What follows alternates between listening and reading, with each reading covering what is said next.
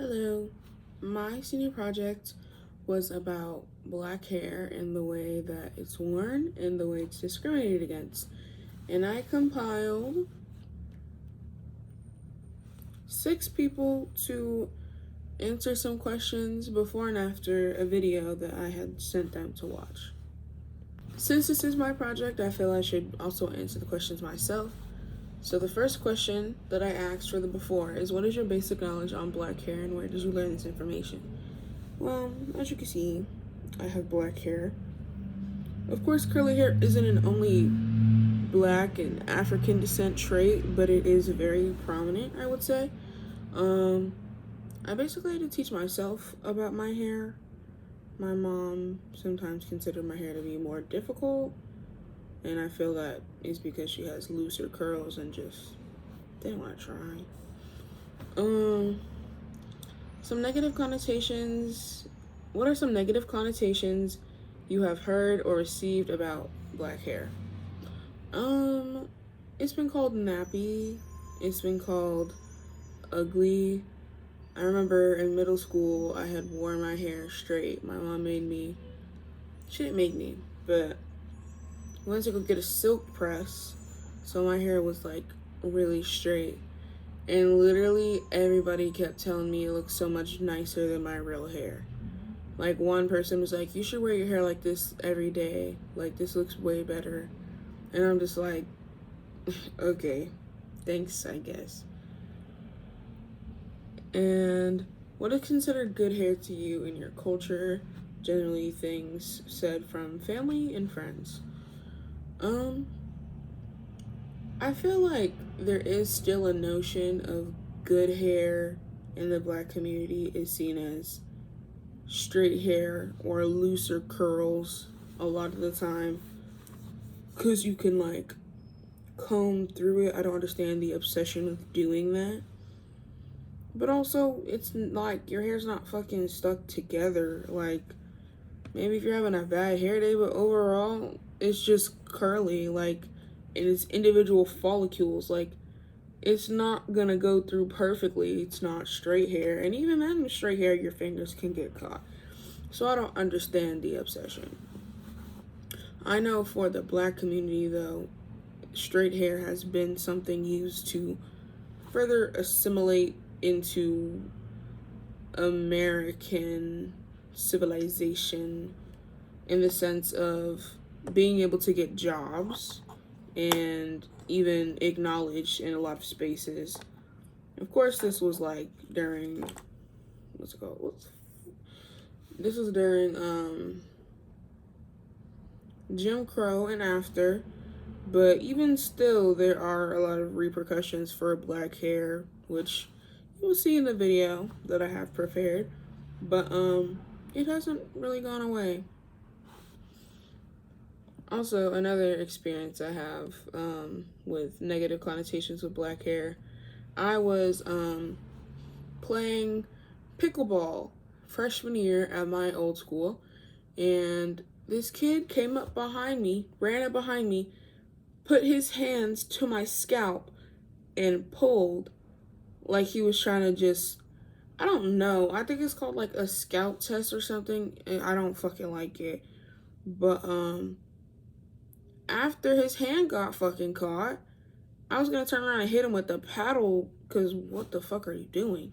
But he was already gone. He had yelled, he was like, damn, you got some nappy ass hair. And I was so mad. And the teacher didn't do nothing. Nobody never did nothing. As usual, I feel like that is a very common experience for people perceived as black women. Like, time and time again, I have done protecting of others or even standing up for others, even if it's not something super big, but it has never been reciprocated for me. And it's just like, it makes me not want to do it, because I'm like, I'm not super savo. Like, I'm not your mom. Like, if you can't even stand up for me, I need you to stand up for yourself. So then I will now show you the after questions. No, I'll show you the video. It was straight. In the last decade, a natural hair movement has swept through Black America. For me, what I felt like was every time I put on a wig that I was apologizing for who I was. But despite any progress that's been made, Black people are still being punished and ridiculed for their hair. Rutgers, man, they got tattoos and that's a nappy head of those there, I'm gonna tell you that now. Such a tiny frame that this hair to me overwhelms her. Like I feel like she smells like patchouli oil. Or weed. And a lot of that backlash has targeted kids. His hair's always been like that. Mental health issues. His hair was a violation of the school dress code. Called to the office about my hair. The rest of my team was snatching beads out of my hair. Is it a cultural thing, a heritage thing? Why are you taking a blade to my son's head? I wanted to get to the root of why Black hair discrimination is so common here in the United States. I don't think it's a real distraction. I like my hair. So stick around, because we're going to explore its tangled history, meet a lawyer who's fighting back, and talk to white folks who are learning how to style Black hair for the first time. It's a lot easier and a lot less scary to work with. Our first stop is Chicago, where we'll find out what happened when a young boy was kicked out of preschool because of his hair. But we have to make a pit stop. The salon is a safe space. Hair, I feel like it's the crowning glory. Whether it's straight, whether it's kinky, whether it's curly, we are blessed with these different patterns and textures.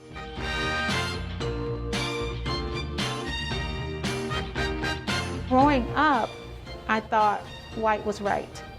And so, because that's what I saw, I hated my hair. I try to counter that message with my children, but it's been a long journey. And for many Black folks, that journey starts when we're kids, the first time someone ridicules us because of our hair.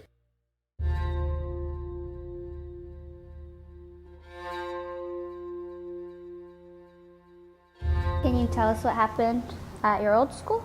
When I was 4 years old, my mommy braided my hair, and I was so excited. But when I went to school, the principal called my mommy that my hair is unacceptable. It was explained that I must remove the hairstyle in order to send him back to school. His hair is a violation of the uniform dress code and therefore unacceptable for preschool. I've been asking why they don't like my hair. Hairstyles historically associated with Blackness were also historically associated with ghetto. To denounce a thing, you have to announce a thing. And so I'm here to announce that hair discrimination is starting with children as early as 4 years old.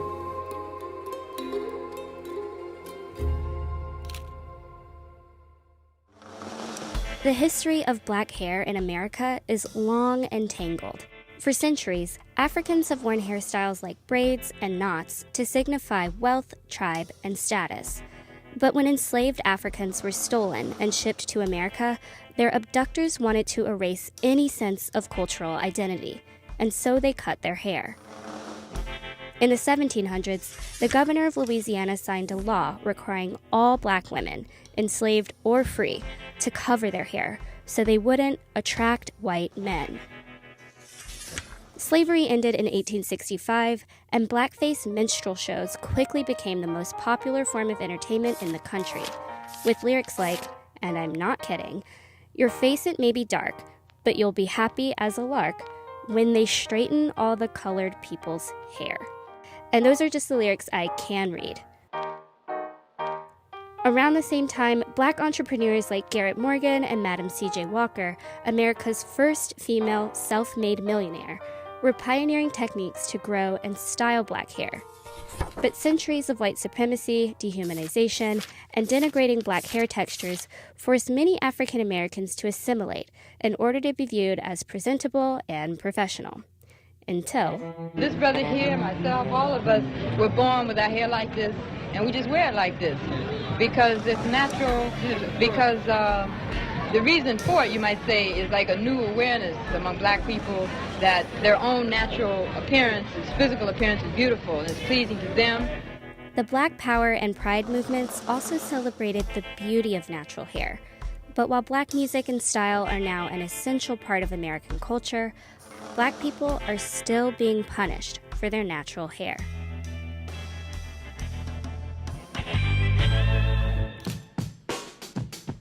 Here in Louisiana, black hair history comes full circle. Remember that 1700s law that forced black women to cover their hair? Well, Louisiana's leading the country once again, but this time it's for a better reason. Louisiana is the first state in the United States to have a textured portion in their cosmetology state board exam, and that feels really good. 65% of people have textured hair. The salon industry is really pretty segregated even today. No one should feel bad by having someone say we can't do your hair. So we're heading to Baton Rouge to meet white folks who are learning to do black hair for the first time.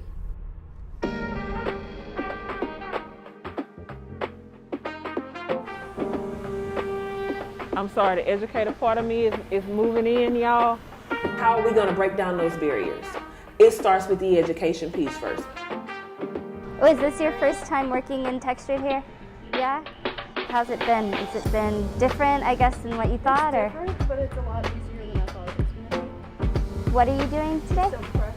Okay.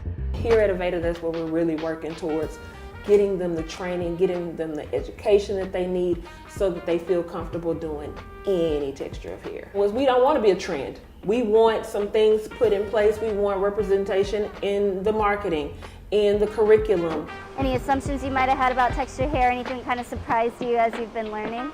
I do find it a lot easier to work with than I expected. I didn't realize shrinkage was a thing either, and now that I know that, it's a lot easier and a lot less scary to work with.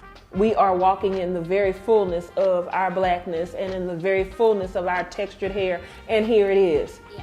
And can somebody please take care of it for me and make sure that it's styled properly? And that's where we step in. While attitudes in Louisiana may be changing, on a national level, there's not much legal protection against this kind of discrimination. Currently, if you were to lock, braid, or twist and are discriminated against on those grounds, then it does not amount to unlawful race discrimination. Employers are free to regulate and discriminate against African descendants who are wearing their natural hair textures and these natural hairstyles. Just to be clear, if I showed up to work with an afro and then was fired, that is illegal. But if I showed up to work with braids, the same hair, braided, and was fired, that's potentially just fine. That's legal. It's a nonsensical legal distinction. It's very much shaped by a lack of awareness and understanding of African descendants' hair texture. If you're like me, you're probably wondering, is anyone trying to end this kind of discrimination? And the answer to that question is Wendy. In addition to representing plaintiffs in several high-profile hair discrimination cases, she literally helped write the law that could end it. I've had the privilege of serving as one of the co-drafters for the Federal Crown Act. What this particular piece of legislation does is really overturns nearly 4 centuries of lawful racial discrimination on the basis of African descendants' hair texture and hairstyles. So, until laws like the Crown Act are passed nationally, it'll be up to individual states and people to fight this kind of discrimination head on. Which brings us back to Ida and Jet. I tried to work it out internally. When I figured out that I was not getting anywhere, I took it to social media. I wouldn't shut up about it. If a toddler is being discriminated against, what are adults experiencing? Within months, Ida was able to get a new law passed, banning hair discrimination in all Illinois schools, both public and private. And any school that fails to remove these kinds of discriminatory policies could lose funding. Do you feel proud of yourself? Yeah. What'd you say? The hair discrimination for all kids in Illinois like me. Now I can wear my hair like this. He likes saying that.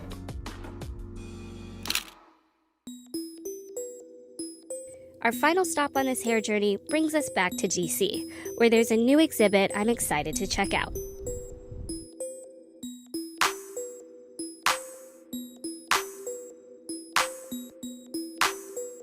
Is something really cool about seeing all of these black hair care products in what feels like a museum. Like they're worthy to be in this fun space, but also this kind of like venerated space.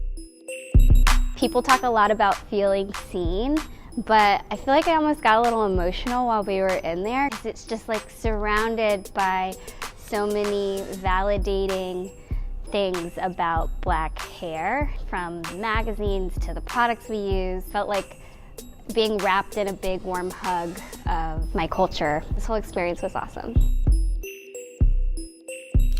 Our hair is an expression of who we are. It really is black girl magic. I just feel like, I don't know, I love the shape and I'm just like, yeah, I'm gonna have to hit the town.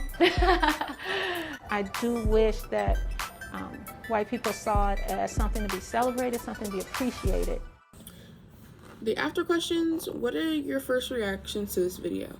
When I first watched this video, I feel like there wasn't that much that I learned from it because I knew a lot of this information already.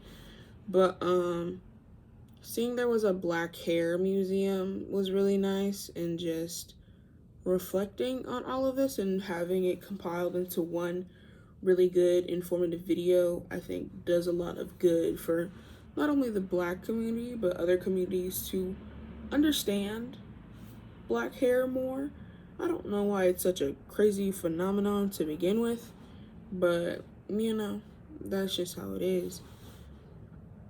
And black folks, in what ways have you experienced hair discrimination? Well, I gave 2 examples in my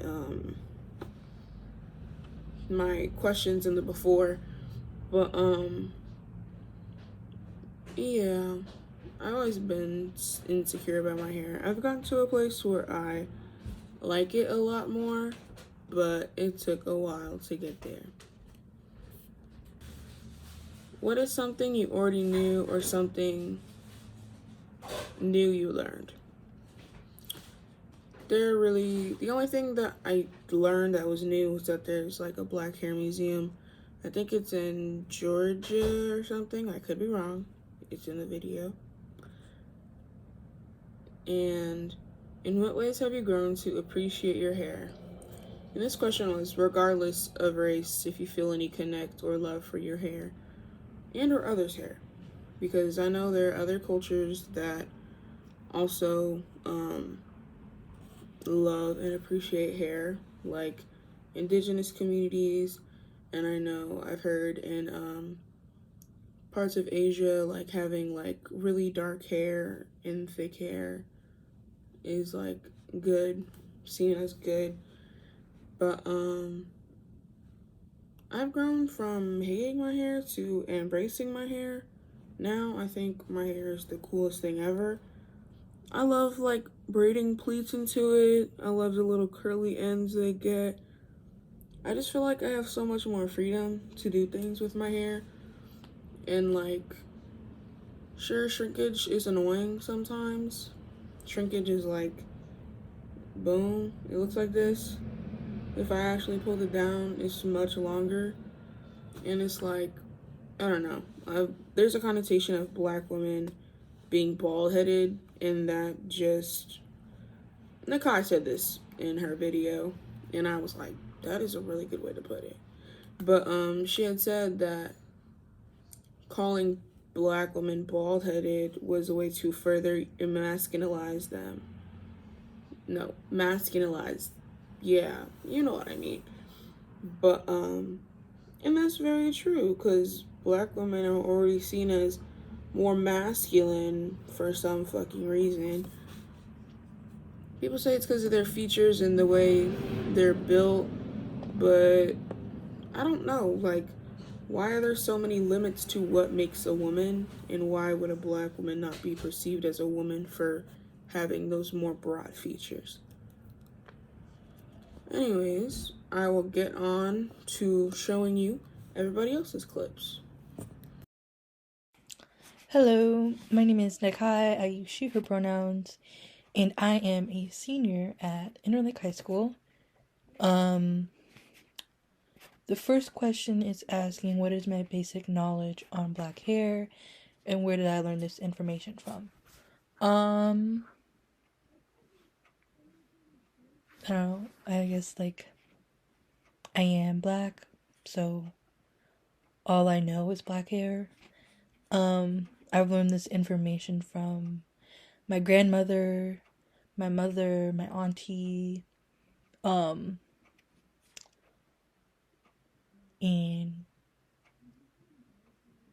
yeah. The next question is, what are some negative connotations you have heard or received about black hair?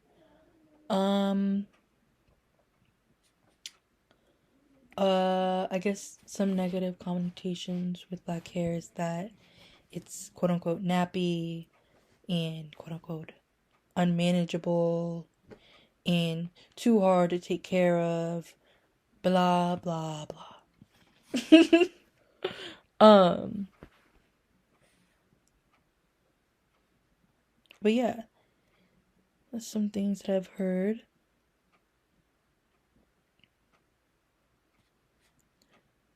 And that for some reason people believe that it's hard for black women especially to grow hair, like we can't have long hair, and that like is a way people in society to like further masculinize us and all that. The next question is, what is considered good hair to you in your culture? General things that have been said from your family, friends, etc.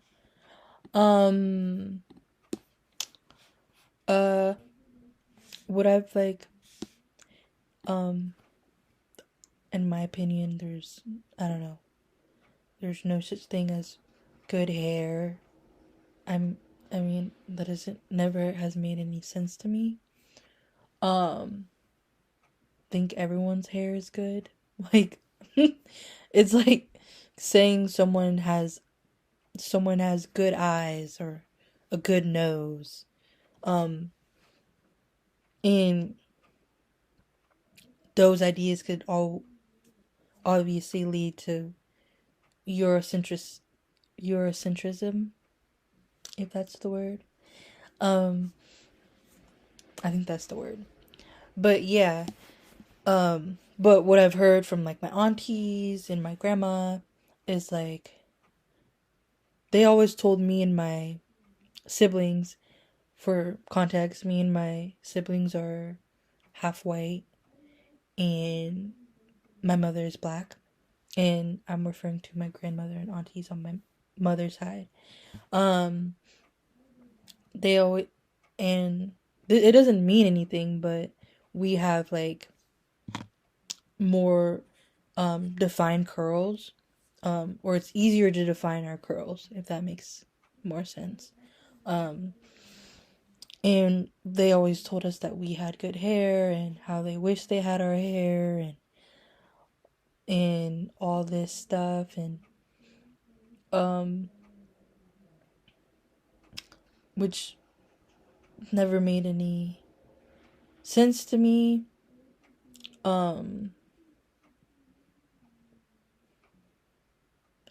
Because, but it makes sense to me also because black women with 4C hair are taught to hate their hair and taught that it's unmanageable and isn't pretty and isn't all these things when it's literally is. And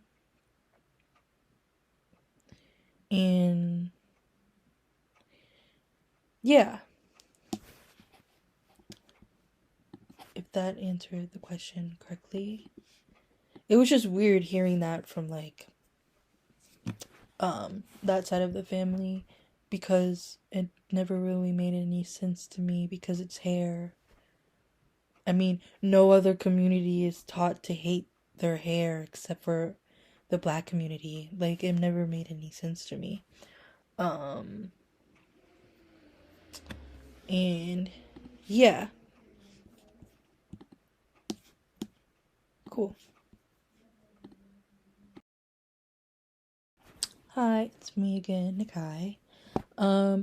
My first reaction to the video was I found it very relatable, and when she expressed her journey with her natural hair, I feel like it was very similar to mine, in like, because I used to like straighten my hair a lot in like middle school, and then I did a big chop, and then I went natural, like fully natural for a while.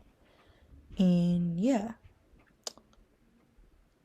The second question is, what ways have you experienced hair discrimination? I remember like very like kind of vividly, like in elementary school, I believe.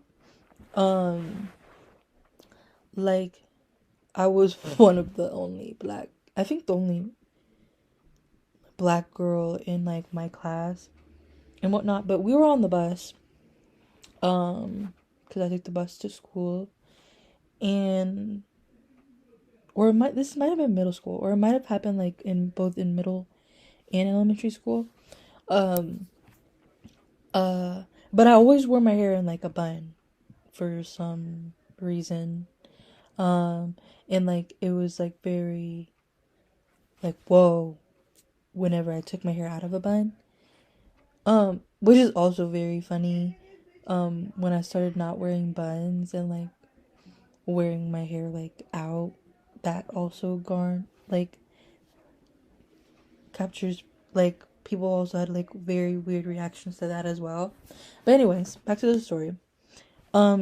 Yeah, I like took out my hair out of the bun on the bus, and like I mean it was a top bun, and I took it out, and people were just like very shocked by like how it like was elevated and didn't fall to the ground like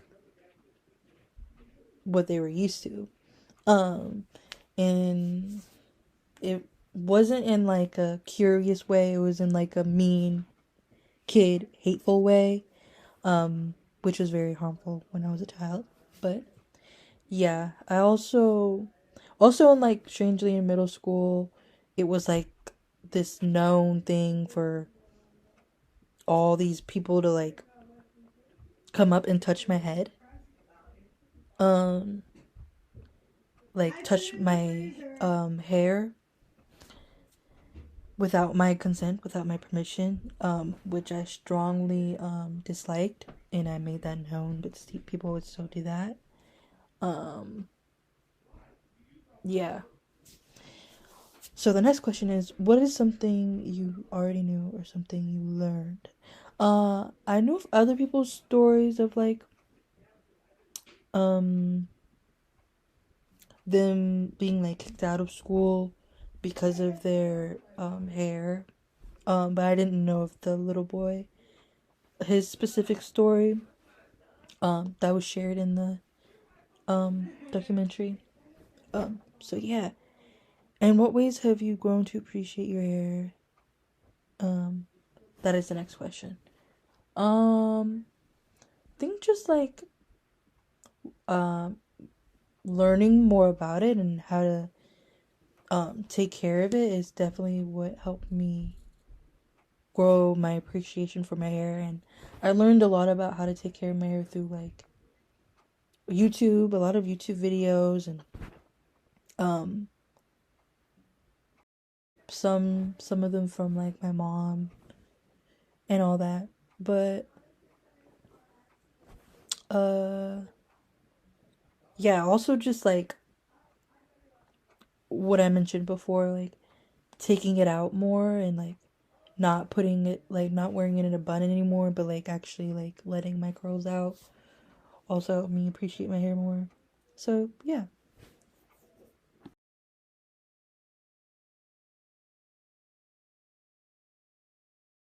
Some basic knowledge that I have on black hair is like the curl patterns or the tightness of the curls and like how to comb it, the volume, the density, like, you know, regular black things, and how I learned this information is just over time growing up. I grew up in a non-black household, even though my family was very I was very fortunate to have my family members cater to me and my hairstyle or my hair type, and like do hairstyles on me and my brother, since we both have 4C hair. So they just adapted to how we are. Going into, I'll just answer that with the considered good hair in my culture, since I grew up in a predominantly Native American area outside of growing up in Marysville. Out on the reservation, like, hair is a very prideful thing. It's like, you know, an honorable thing to have long hair. And then like out in Marysville, you know, that's more of a typically white suburban, like, you know, area. And so there wasn't necessarily too much culture else for like hair wise outside of that. Some negative connotations I've heard or received about black hair has mainly come from when I was going out to school in Marysville. And as a young black child in PWIs, they always have questions, you know, always a typical, is that your hair? Oh my God, did you grow that overnight? Oh my God, how much is it? Da da da da da da da. Just asking all the regular inappropriate questions that microaggressions. So, but it's always been, I have actually faced some negative connotations from POCs, but it's more commonly from other folk.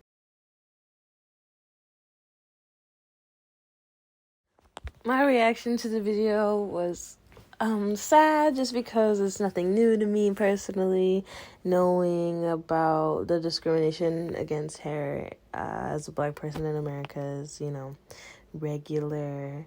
I have not been discriminated to the point where I have not personally been discriminated to the point where I have been told to take out my hair. Thankfully, it's just more other people just trying to say I have a weave or whatnot, or just really be really invasive with questions and be unnecessary. I knew most of the things, but I was shocked about about the song they would sing about having like straight hair or whatever. And then I was pleased to find out about the first like self-made like billionaire woman was a black woman, or billionaire millionaire, period. I have learned to appreciate and love my hair just because it is very unique, and there's so many things you could do with 4C hair, and that you just can't, that not other people can do. And so I'm just very appreciative of all the styles that I can embody it and can do and whatnot. But I'm also thankful that I can shave my head and have it grow back and be just fine. So, yeah. My knowledge of black hair comes from the internet. I've learned a lot by consuming content that teaches me about it. One thing that I think of when I see the phrase black hair is that overall it seems like black hair culture is very important to those in the community. I say that because compared to my culture's treatment of hair, so much more time is spent on taking care of and styling black hair. Um, in a YouTube video about box braids, the host talked about the conversation she had with the people helping her with her hair, and from her telling her experience, I could really see that for her, that time spent on doing her hair was also a time of bonding with her loved ones, which I thought was super sweet and special. On the topic of negative connotations of black hair, I know that many people unfortunately believe that black hair is dirty or unclean. I'm guessing that that uninformed belief comes from the fact that hairstyles like dreads can pick up a lot of natural debris, like oils and dead skin over time. I'm really grateful for the many Black people on the internet that have taken the time to disprove that myth and show their daily routines and show how much care is put into retaining those specific hairstyles, and I thought that was really cool. Additionally, I've seen so many interviews and op-ed articles and news coverage on how a Black person's hair has prevented them to be in places considered, I guess, fancy. So places like graduation, high-level jobs, jobs like at hotels that require like a lot of face-to-face work with customers.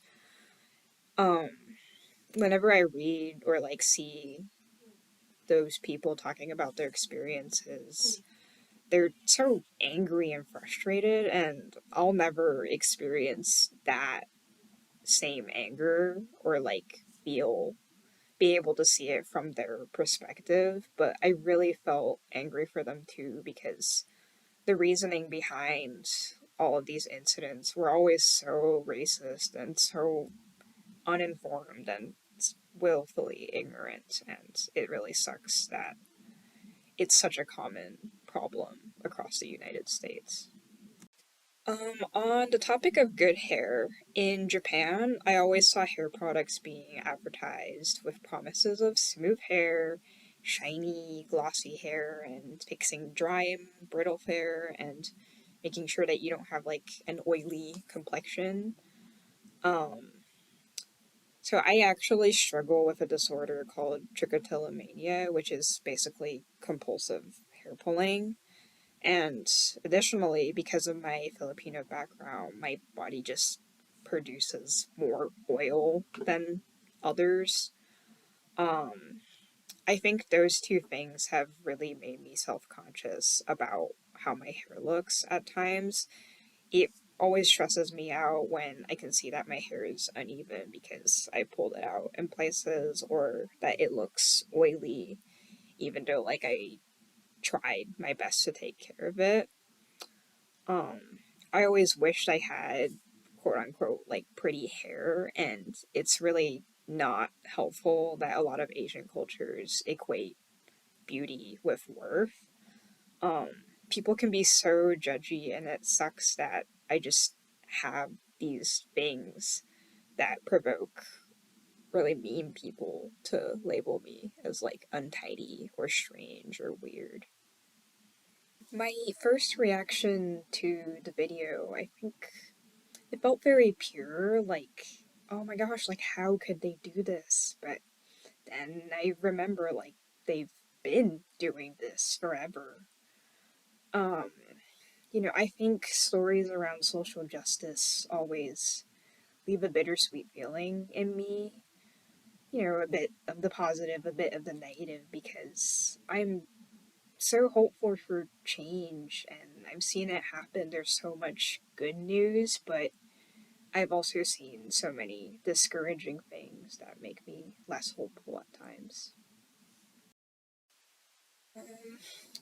One thing I knew before coming into the video is that there has been positive news around the push for normalizing Black hair in many spaces.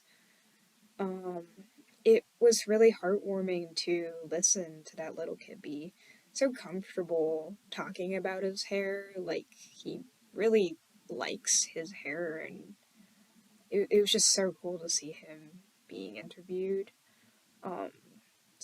I hope more news like that, like what was shown in the video, continues to pop up. And I think my knowledge about Black hair definitely comes from like when I moved from Pakistan to Takwala, which is an inner city in like South End, and basically I remember that was my first time being around more like diversity and more like Black and African Americans, and that's when I learned more about black hair. But then before that, when I was in Pakistan, I remember that there were like a minority group in Pakistan, the village that I used to live in, where there were darker skinned like Asians. They were like black skin Asians, and then they would have like curly hair, and so they would have hair that's like similar to black hair. And growing up, I remember like students or like people in my neighborhood, they would like make fun of them and like call them racial slurs. And like basically that type of hair was always like looked down upon. And in my culture, like, and even moving back to America, like everyone would always like give me like compliments, like my hair is really nice, it's like real Indian hair. And I always felt like my hair was like nice, you know. I always felt like maybe this is some like Indian hair, like the nice hair.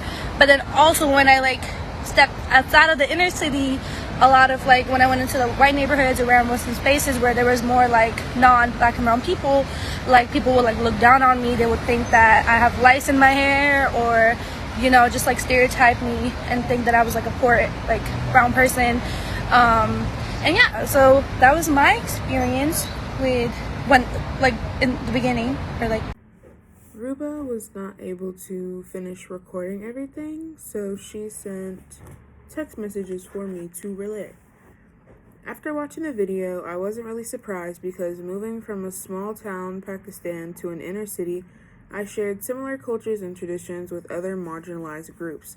And I also learned what to say and what not to do, which I'm currently still learning to this day when it comes to dismantling anti-blackness within me. We all have indoctrinated beliefs about what beauty is and what it should be, which stems from white supremacy and its Eurocentric ideologies. It's unjust and oppressive to get discriminated and punished for having a different hair type. We should be embracing our differences and acknowledge our privileges, given that based on our hair type, we will either have an advantage or disadvantage in society. When I went to Thai high school, I grew up mostly around black and brown people. At our sports games, often the referees or even coaches would tell the black girls, femmes, and queer folks on my team to take off hairpins and put braids in a ponytail. They would literally tell them what to do with their hair, which has nothing to do with the game. I also know that growing up in that diverse community, we always stood up for each other and understood one another's struggles. And if a friend or classmate had a problem, we would all have a problem, whether it was the school, individual, or even larger system we were against. I think that people and our systems really need to stop policing, shaking, harassing, and excluding people. This video is really powerful and brings light to an issue that needs to be resolved. We need to change systems and structures that enable violence and abuse against young black people. We need to transform those systems to a better, loving, caring systems that embrace differences and move towards equity.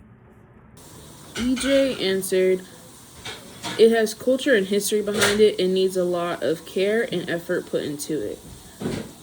There are so many negative things said about black people's hair. Say it's nappy, unmanageable, or unprofessional. Good hair to my family in general culture is loose curls or straight hair, as close to the white man as possible. From so young, black folk, usually black girls, are told whether they got that good hair or not. I remembered being told when I was younger that I had good hair. I didn't know what that meant. My first reaction is that it's horrible. We still have to face discrimination due to the smallest features we have. Not sure about the second one. People used to think I was dirty, or my mom would call my hair greasy or nappy. I already knew about most of the things in that video, but what I didn't know was that Louisiana was the first state that made learning to style black hair a thing. Actually taking care of it and learning all hair is good hair, and I'm not dirty and my hair isn't nappy."